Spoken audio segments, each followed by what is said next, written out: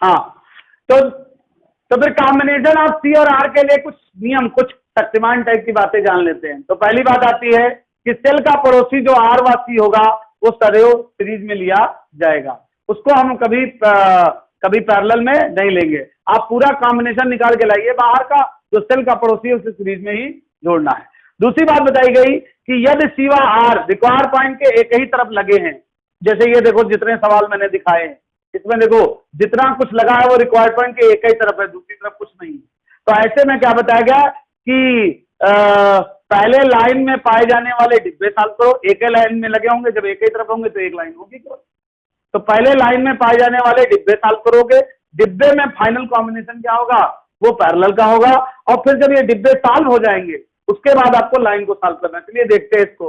देखो पहले में लाइन है, डिब्बे है ही नहीं, तो इसमें दूसरा स्टेप लग गया, लाइन को सॉल्व करना है। और लाइन सॉल्व करने के लिए क्या लगाना, सीरीज कॉम्बिनेशन। दिख भी रहा है सीरीज कॉम्बिनेशन है। दूसरे में आए तो दूसरे में मुझे डिब्बे दिखे तो मैं डिब्बे में गया, डिब्बे में लिखा कि फाइनल पैरेलल लगेगा। तो देखो इसमें तो दो ही है, फाइनल ही लगाना ही है, पैरेलल लग गया। लेकिन इसमें तीन है, अभी फाइनल तो नहीं लगाओगे, तो पहले इन दोनों को क्या लगाओगे, इन दोनों में आपका सीरीज लगेगा। इन दोनों में क्या लगेगा, सीरीज लगेगा। और जब ये सीरीज लगा लोगे फिर उसके बाद फाइनल पैरेलल, मतलब डिब्बे का फाइनल पैरेलल होगा, ये निश्चित है। बाकी पहले क्या होगा ये बताया नहीं जा सकता, ये तो नामुमकिन है, वो तो फिर डायग्राम पर डिपेंडेंट होगा। तो आप यही जानो कि जब अंदर से बस यहां दिखा कि ये सीरीज फाइनल पैरेलल, इसके बाद जो सीरीज में आएगा जो निकल के वो इसके साथ पैरेलल जाएगा। तो ये भी डिब्बा पैरेलल मार दोगे साथ, ये भी डिब्बा पहले सीरीज और पैरेलल मार दोगे, साथ हो गया। फिर तीनों को सीरीज मार दोगे, ये साथ हो गया। अगले वाले में आओ, अब ये दोनों डिब्बे सॉल्व करने पड़ेंगे। पहला काम डिब्बे सॉल्व करो, इस डिब्बे को सॉल्व करोगे तो पहले सीरीज फिर पैरेलल, इसमें डायरेक्ट पैरेलल लगा सकते हो। ठीक, अब चौथे में देखो सेल वेल जुड़ा, लेकिन ये एक ही लाइन में माना जाएगा, रिक्वायर्ड पॉइंट के एक ही तरफ है ना, तो जो रिक्वायर्ड पॉइंट होंगे उनके एक तरफ है, तो इसमें भी आप सीरीज कॉम्बिनेशन ही लगाओगे। तो इसमें जब देखो ये कंफ्यूज करने के लिए बनाया, लेकिन ये जानो पॉइंट तो ये और ये है ना, तो ऊपर वाले सीरीज, नीचे वाले सीरीज, फिर पैरेलल, ऊपर वाले सीरीज, नीचे वाले सीरीज, फिर पैरेलल। ठीक है, पॉइंट तो ये है, तो इन दोनों के इधर उधर वाले पैरेलल माने जाएंगे, ऊपर वाला और नीचे वाला सीरीज मारना है। ठीक है, इसके बाद पैरेलल लगा देना, वो तो हम जानते ही। तो आप ये वाला नियम समझ गए होंगे। अब इसमें कुछ खास आते, जैसे ऐसे लग गए, ये भी रिक्वायर्ड पॉइंट के एक ही तरफ है। लेकिन इसमें देखो जैसे लाइन की बात करें हम, इसमें मेन होता है लाइन, अगर एक तरफ लगे हैं तो लाइन में लगे होंगे ना, तो लाइन केवल इतनी है। लाइन बच्चा क्या है, ये आपकी लाइन है, केवल आपकी लाइन ये है, क्योंकि भाई लाइन को सॉल्व करा जाता है फाइनली, तो लाइन आपकी ये है। इसका मतलब इस वाले रजिस्टर को ही ये सारे डिब्बे मिल गए हैं। तो जब तक इस रजिस्टर के सारे डिब्बे सॉल्व नहीं होंगे तब तक आपको ये लाइन का नियम नहीं लगाना है। तो अब बात आती है कि इन डिब्बों, इस रजिस्टर के ऊपर जितने डिब्बे लगे उनको कैसे सॉल्व किया जाए। तो इसको सॉल्व करने का नियम ये होता है कि इसके पीछे जाओ, पीछे से ये वाला है डायग्राम, इसमें क्या लगा दीजिए, इसमें सीरीज कॉम्बिनेशन लगा दीजिए। सीरीज लगाओगे उसके बाद कुछ निकलेगा, तो डायग्राम कुछ इस तरह का हो जाएगा।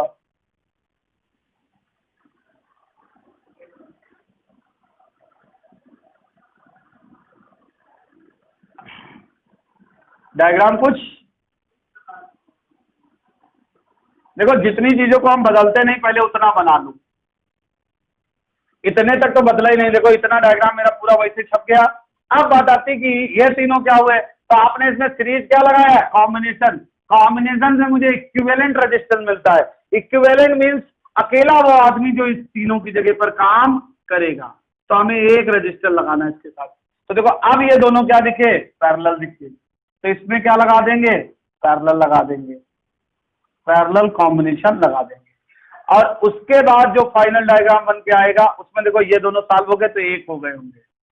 अच्छा, डायग्राम को रिड्यूस करना बेस्ट मेथड माना जाता है समझने के लिए। जब तक आपको अपने आप समझ में ना आए, इमेजिन ना हो पाए, तब तक आप डायग्राम रिड्यूस करके जरूर बनाएं, उससे आप समझ जाएंगे कि आगे क्या होना है।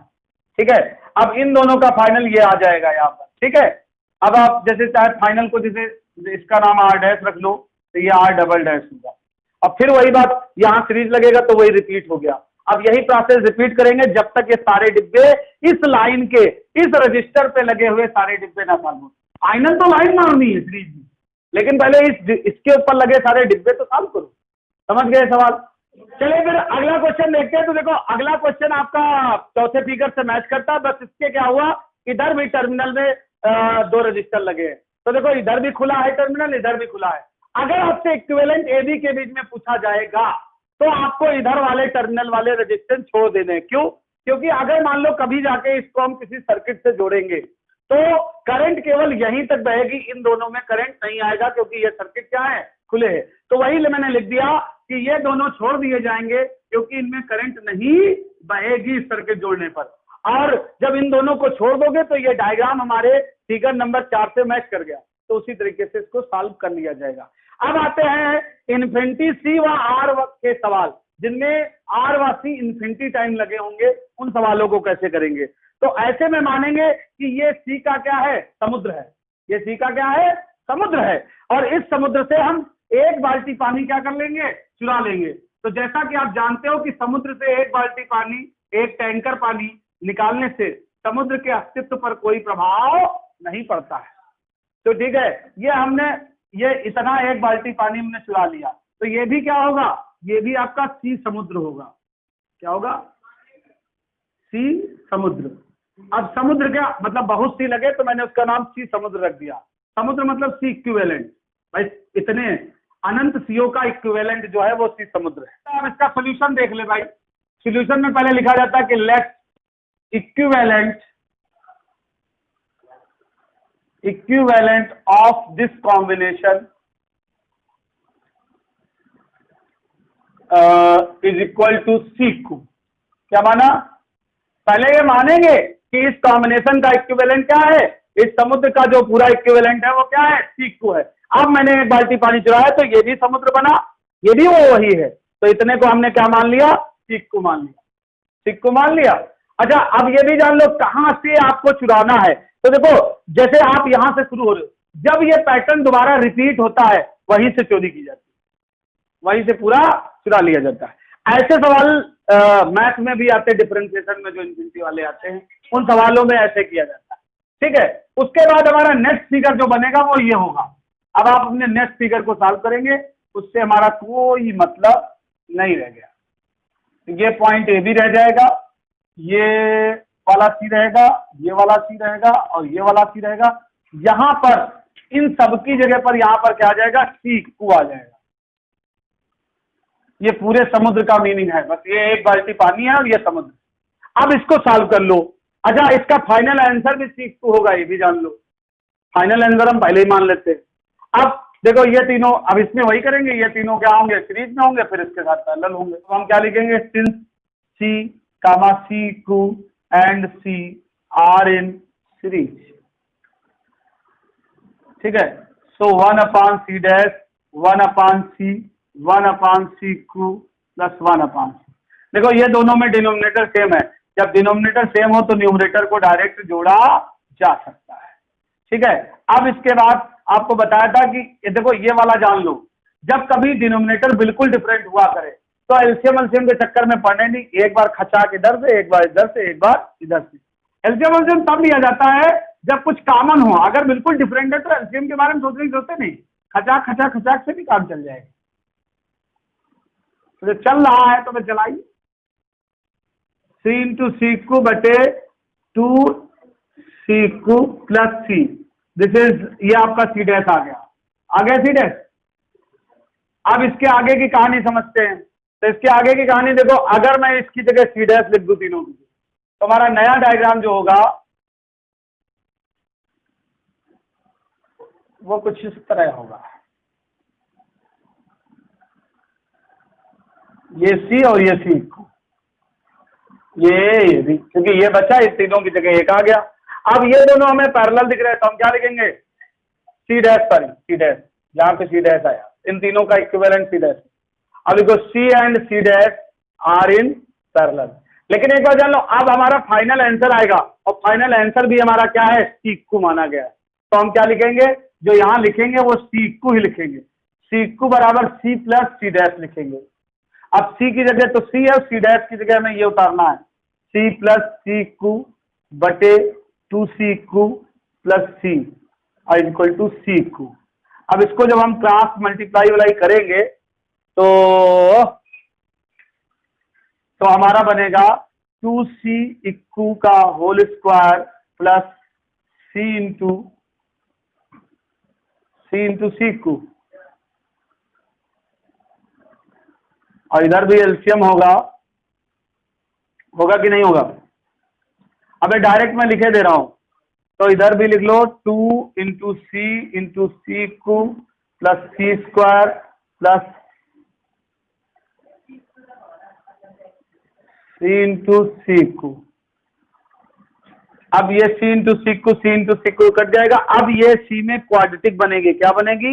द्विघात बनेगी, जिसको हम सॉल्व करेंगे। तो क्या बन रही तो देख लो, 2 into C इक्कू square minus 2 into C इक्कू और माइनस का सी स्क्वायर बराबर 0। ये आपकी द्विघात बन जाती है। फिर इसको आप धराचार से निकाल लेना। आप चाहो, अगर तुम्हें कंफ्यूजन लगे तो आप सी इक्कू की जगह एक्स रख लो, तब आपको द्विघात समझ में आ जाएगी। और फिर आप इसको, एक क्वाड्रेटिक बन जाती है, इसको धराचार से निकाल लेना, तो इसका आंसर आ जाएगा।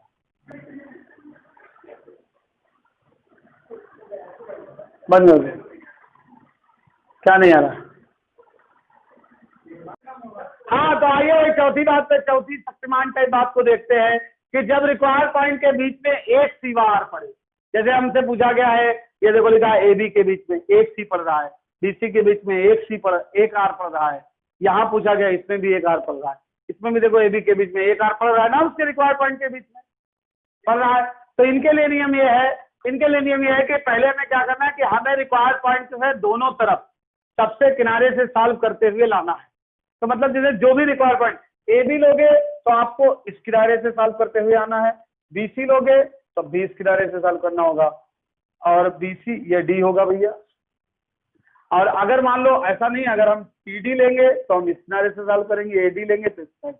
हाँ, अब यहाँ पर मैंने एक बात लिखी है कि किनारे भी उधर जाए जिसका डायरेक्ट संबंध रिक्वायर्ड पॉइंट से ना हो। ये जरा ध्यान दे दो, ये AB है तो आपके मन में होगा कि किनारा AB है, लेकिन एक्यूरेट किनारा ये माना जाएगा ये इसलिए क्योंकि ये डायरेक्ट इससे जुड़ा हुआ है।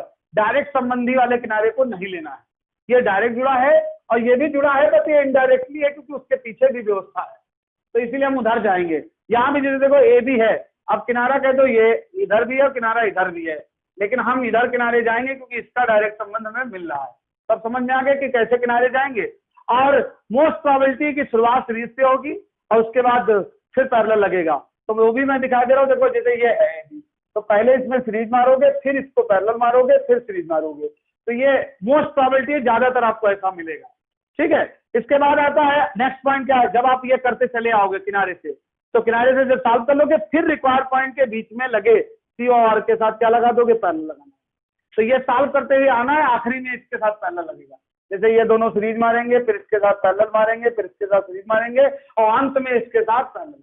जब पूरा सॉल्व करते हुए आ जाओगे रिक्वायर्ड पॉइंट के पास, तो रिक्वायर्ड पॉइंट के साथ आपको पैरेलल ही लगाना है। इतना देखो, सबसे पहले आओ इसे निपट लेते हैं। तो पहले तो जानो हमें इसमें AB के बीच में निकालना है, तो आप जानो AB के बीच में निकालना, तो ये वाला एक तरफ हो गया, ये वाला दूसरी तरफ हुआ। तो इसमें क्या करेंगे, पहले देखो ये सारा दूसरी तरफ, इसको निकालने का तरीका, तो पहले देखो यहाँ बीच में नहीं घुस सकते, बिल्कुल किनारे जाओ। जैसे दूसरी तरफ जाना तो सबसे किनारे जाओ, तो ये सीरीज मिलेगा। क्या मिलेगा, सीरीज। तो अगर मैं सबको इसको R, इसको R, इसको 2R, इसको R, इसको R कह लूं, तो ये सीरीज है। तो सीरीज में सॉल्व करोगे तो क्या बनेगा तुम्हारा, ये दोनों का इक्विवेलेंट कितना निकल आएगा, 2R निकल आएगा। तो ये दोनों सॉल्व होके, जो सॉल्व हो जाए उसको आप हटा दो, बाकी डायग्राम ऐसे बना दिया। तो ये 2R निकल आए, ये 2R था ही, ये R था, ये R था। फिर इन दोनों को पैरेलल सॉल्व करोगे कितना निकलेगा, पैरेलल सॉल्व करोगे तो ये R निकल के आएगा, R आएगा ABC। फिर ये R, इन दोनों को सीरीज में सॉल्व करोगे, इन दोनों को क्या करोगे, सीरीज में सॉल्व करोगे, तो ये कितना निकलेगा। देखो हमें AB के बीच में पूछा था, तो AB लाइन को मैंने टच तक नहीं किया, बाकी सब सॉल्व करते चले गए। लास्ट में पैरेलल करेंगे, ठीक है। ये समझो पहले। अब आ जाओ AC के बीच में, अब ये AC ABCD, अब AC लाइन तो AC लाइन को हम टच नहीं करेंगे, इधर का सॉल्व कर लेंगे, इधर का सॉल्व कर लेंगे, ठीक है, और उसके बाद तीनों में पैरेलल मार देंगे। अब तीनों साइडें हो सकती कभी कभी,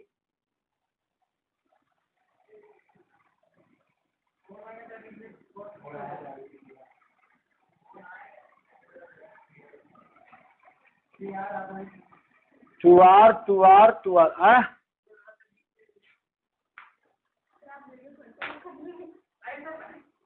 अब बनना है तो ठीक है, बस बात खत्म। तो वही बात है कि ये सीरीज में आया, ये सीरीज में आया, देखो भाई ये सीरीज में है, ये सीरीज भाई हमें AC के बीच में चाहिए, ये छुपा लो। आप दोनों तरफ पहले सॉल्व कर लो, जिसके बीच में चाहिए उसे छुपा लो, इधर का तरफ सॉल्व कर लो, फिर बाद में पहले यहाँ जो BC के बीच में चाहिए इसको छोड़ दो। अब देखो इसको छोड़ोगे तो इसके बगल से शुरू नहीं करोगे, दूसरे साइड से शुरू करो, पहले ये सीरीज मारोगे, ये R है, ये R है, ये 2R है, ये R है, ये बिल्कुल AB की तरह होगा, बस मैंने दो इसलिए बताया कि आप जान जाओ। तो इन दोनों को सॉल्व करोगे कितना आएगा,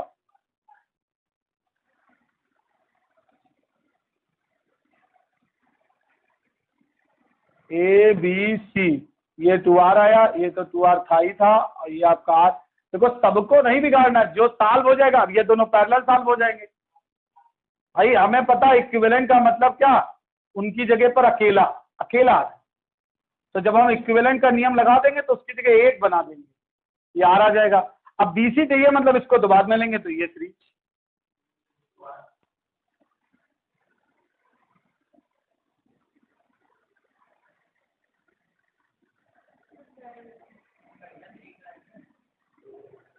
और उसके बाद हम पैरेलल लगा देंगे, तो मैं आ गया। तो हमने आपको डायग्राम से ये दिखा दिया कि किस तरह कम होता है, बाकी आप कॉम्बिनेशन लगाइए तो समझ में आ जाएगा। चलो फिर इसको नोट कर